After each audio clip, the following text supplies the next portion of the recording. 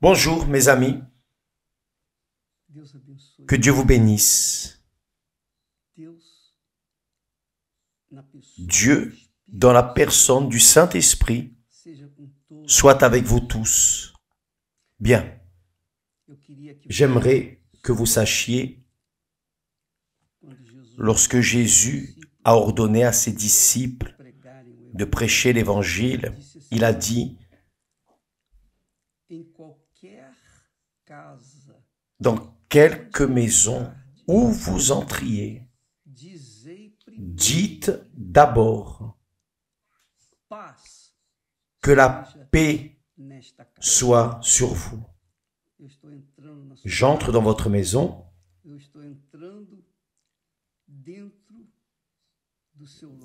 j'entre là où vous êtes, quelle que soit la personne qui m'écoute à cet instant, qui participe à ce direct. Que vous soyez en prison, à l'hôpital, dans une clinique, à la maison, au travail, dans la rue, sous un pont, un camion, une voiture, où que vous soyez, au nom du Seigneur Jésus-Christ, que la paix soit sur vous, soit dans votre foyer, votre maison. Recevez cette paix maintenant. Recevez cette paix au nom du Seigneur Jésus. Si vous recevez, dites tout simplement Amen. Et la paix se fait présente en vous. Recevez cela et transmettez à d'autres personnes parce que c'est la foi authentique, surnaturelle. La foi qui révèle ce que Dieu est à chacun de nous. Dieu est paix, paix, au nom du Seigneur Jésus. Bien, maintenant que vous êtes en paix, laissez-moi parler au sujet de ce que le Saint-Esprit dit et que nous répétons. Il inspire et nous faisons divulguer à ceux qui croient. Il dit, à travers l'apôtre Paul, le Saint-Esprit dit que la chair et le sang ne peuvent hériter du royaume de Dieu. Avez-vous noté que j'ai beaucoup parlé du royaume de Dieu, n'est-ce pas? Pourquoi? Parce que si vous n'entrez pas dans le royaume de Dieu, imaginez dans le royaume des cieux. D'abord, nous entrons dans le royaume de Dieu pour ensuite aller au ciel lorsque nous laisserons cette terre, ce monde. Donc il dit que la chair et le sang ne peuvent entrer, ne peuvent hériter du royaume de Dieu. Ni la corruption hériter l'incorruptibilité. Voyez pourquoi il est nécessaire pour la personne de naître de nouveau. Parce que elle naît dans la chair. Elle naît par la volonté de l'homme, la volonté de la chair. Elle naît par le sang. Mais Jésus a dit que pour entrer dans le royaume de Dieu, la personne doit naître d'eau et du Saint-Esprit. Naître d'eau signifie le baptême des eaux. Quand la personne va se baptiser dans les eaux, lorsqu'elle décide de se baptiser dans les eaux, avant, elle a pris la décision de mourir pour le monde, de mourir pour elle-même, mourir pour tout et tous dans ce monde et vivre en fonction de sa foi dans le Seigneur Jésus. Lorsqu'elle décide de se baptiser dans les eaux, d'abord, elle dit, Seigneur Jésus, je renie d'être maître de ma volonté pour me soumettre à ta volonté. Je cesse d'être servante de mon être, de mon cœur, de ma volonté pour te servir. Mais pour qu'elle puisse avoir ce compromis avec le Seigneur Jésus, elle ne peut pas être dans la chair. La chair doit mourir spirituellement, naturellement. Donc, elle doit ensevelir sa chair. Elle doit mourir, disons, spirituellement. Mourir, ensevelir cette chair. Donc, le baptême dans les eaux, baptême veut dire ensevelissement, enterrement. Donc, le baptême dans les eaux fait la personne être ensevelie comme le Seigneur Jésus a été enseveli dans le tombeau. C'est le baptême dont Paul parle, qu'il enseigne. Là, en Romains, chapitre 6, il parle à ce sujet.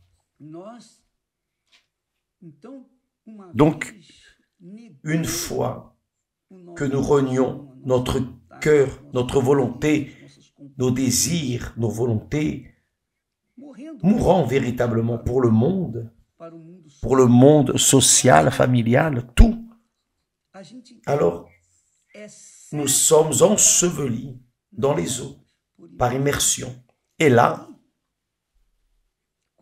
lorsque nous nous relevons des eaux, obligatoirement, nous devons commencer à vivre en nouveauté de vie.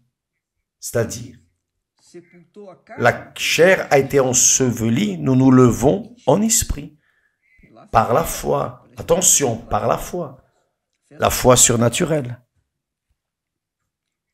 Donc la personne commence à vivre différemment.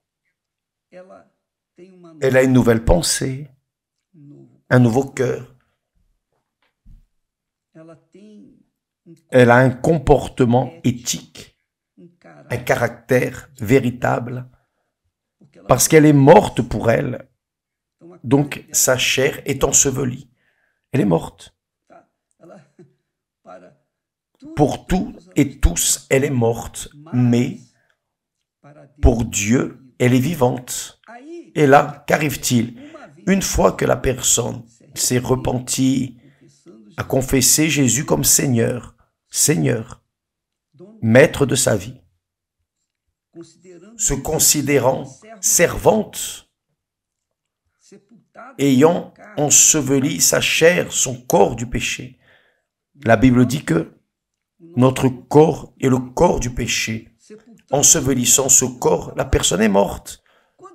Lorsqu'elle se relève des eaux, c'est pour commencer une vie nouvelle. Et l'apôtre dit, nouveauté de vie. Là oui, le Saint-Esprit vient sur elle et fait son habitation dans son être.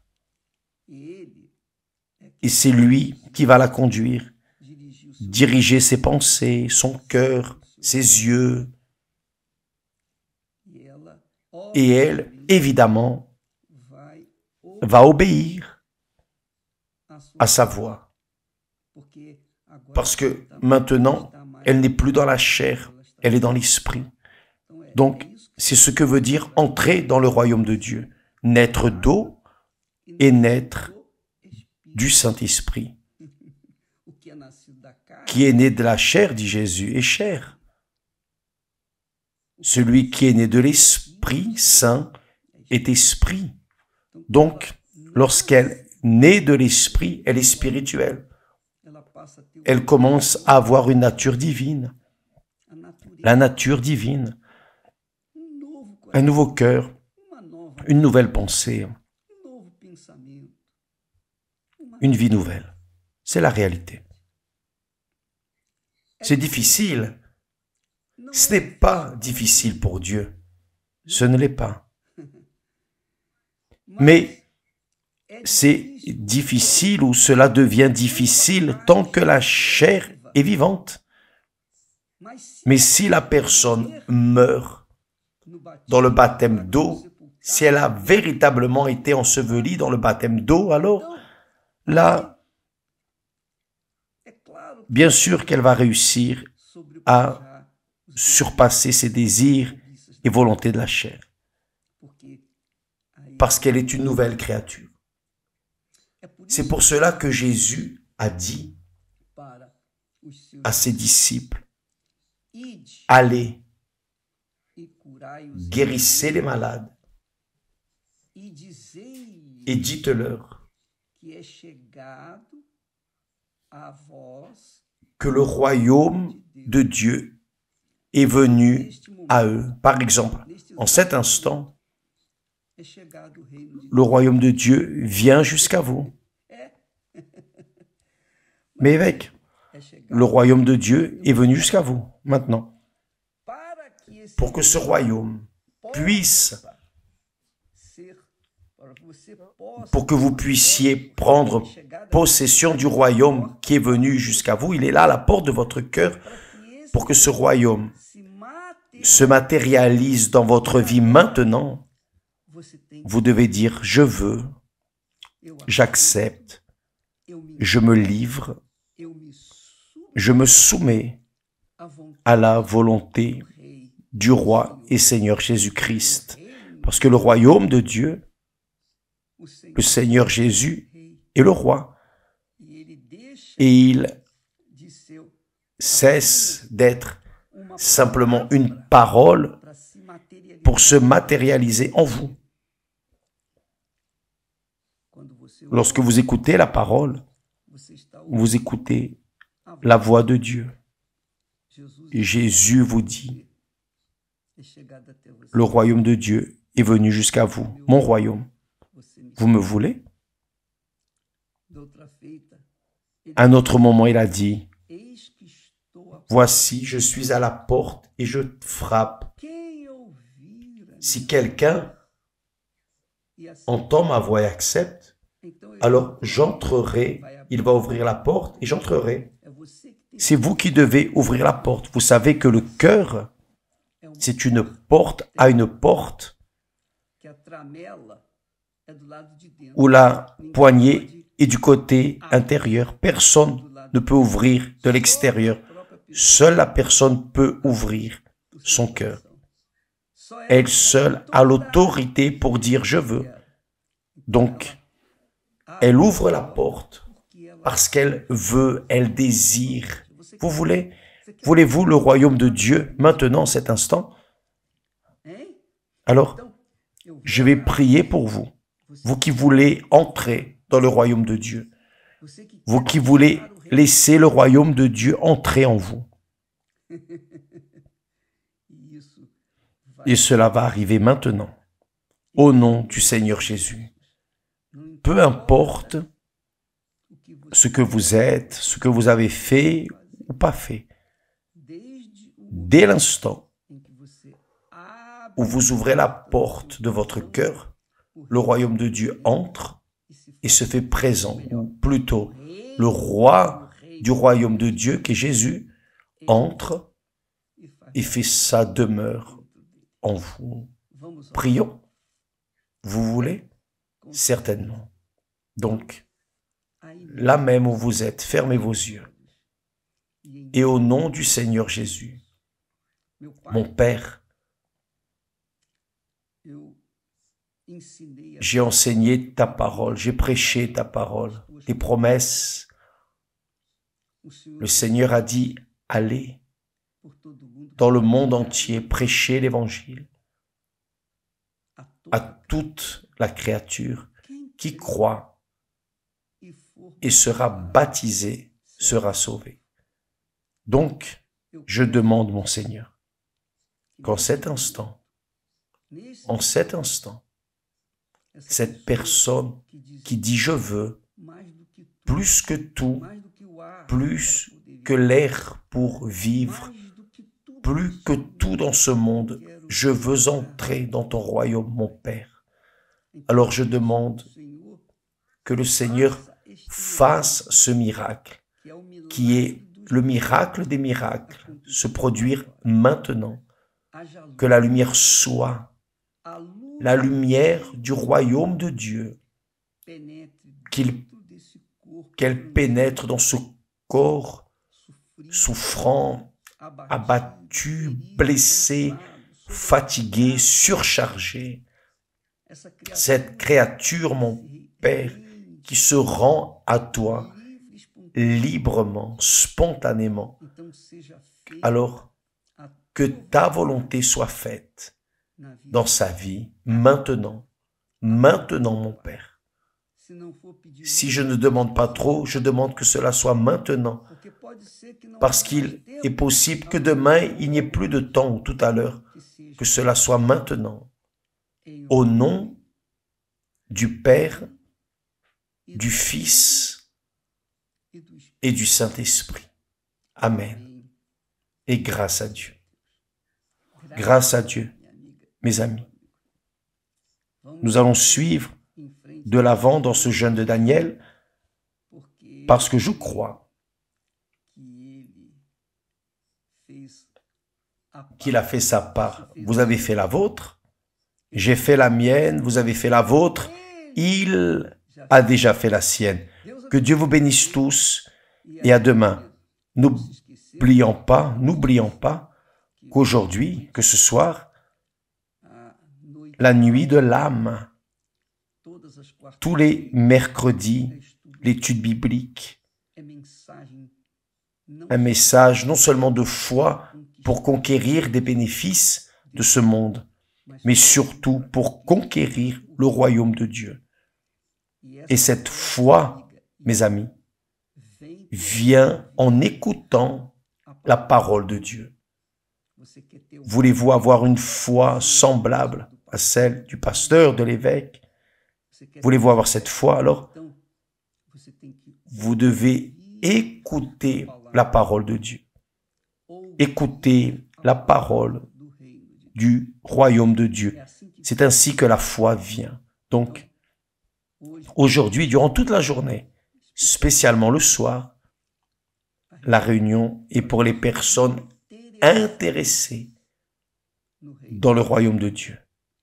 Et dimanche, c'est spécial, ce dimanche, le 18, à 15h30, nous aurons cette concentration de foi et de miracles en faveur des personnes dépressives, des personnes qui ont des insomnies, peur, nervosisme, anxieuses, voulant mourir, enfin, les personnes qui gémissent dans ce monde. Ce dimanche, le 18, vous êtes notre invité. À 15h30, dans toutes les églises universelles, sur toute la planète. D'accord? Que Dieu vous bénisse et à demain au nom du Seigneur Jésus. Amen.